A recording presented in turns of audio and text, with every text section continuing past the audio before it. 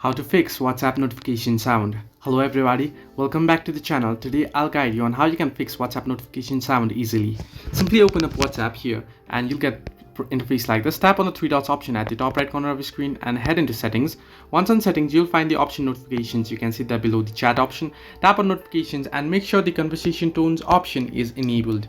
Now if you disable this, or if this is disabled, you won't be getting the notification sound, so make sure the conversation tones option is enabled, and you'll find various options down below. You can change them accordingly.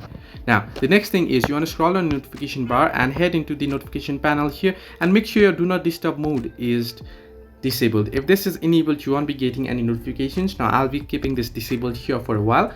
Now the other thing what you want to make sure is that you haven't muted a chat. Simply open up. Now if you aren't getting a notification from certain chat, that it might mean that you have muted them. What you want to do is tap and hold, and at the top right you can see the notification sound. Now if you did this, it'll be muted. Now make sure it's not enabled. Now if the chat is muted, here you can see it's muted. You'll find it there. You can see the muted icon. Simply tap and hold again, and at the top right tap on the sound icon there and it'll be enabled again.